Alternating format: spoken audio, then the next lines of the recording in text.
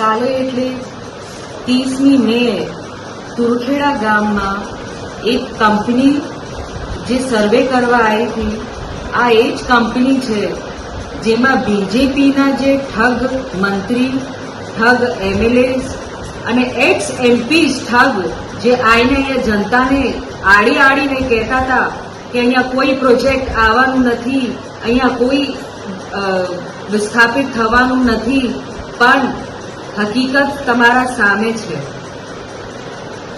સરકાર જાતે આ કંપનીઓને કાલે સર્વે માટે મોકલ્યું, એનું વિડીયો પણ તમને જાહેર કર્યો, એના કાગળો પણ તમને જાહેર કર્યું. તો હું જનતાને કહેવા માંગુ છું, યાદ છે અમે કહેતા હતા કે જૂઠ બોલે કૌવા કાટે, અને આ ઠગ મંત્રીઓ આવીને તમને જે વાદો કરેલો એ બધું ખોટું નીકળ્યું. તો આ ભૂલ થતા આપણાથી રહી ગઈ. અગર એ લોકો તમે એમને જીતાડી દેતા તો આજે તમારું ઘર તોડી નાખતા. પણ તમે અમને સહકાર આપ્યું, અમને મોકો આપ્યું, અને પાછું તો પણ આ હિંમત કરીને સરકાર હવે તેમની ખીચ કાઢવા માટે એમના કંપનીઓને સર્વે માટે મોકલે છે, ખાણ ખનીજ માટે મોકલે છે, હાઇડ્રો પ્રોજેક્ટ માટે મોકલે છે. ના ત્યાંના ગ્રામજનોના જે ચૂંટાયેલા સભ્યો છે એને માન આપે છે. તો આના વિરુદ્ધ આપણે કાયદેસરની એક કાર્યવાહી કરવાની છે.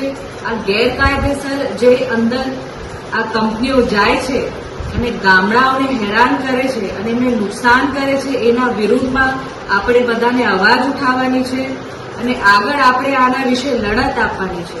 તો તુરખેડા, ધારસિમેલ અને આખું વિસ્તાર આ સરકાર પાછું લપેટેમાં લેવાની છે, ગામડાઓને વિસ્થાપિત કરવાની છે અને પ્રોજેક્ટ એ અમલ કરવાની ચાલુ કરી દીધું છે.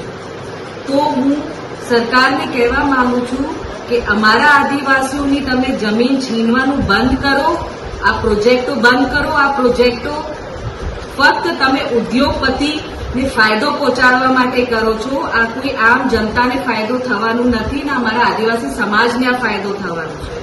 તો તમે હમણાં જાગી જાઓ, ચેતી જાઓ, ને તો આ પરિણામ જે તમને મળ્યું છે આનાથી પણ ખરાબ પરિણામ આ બીજેપી સરકારને આવતી ટર્મમાં મળવાનું છે.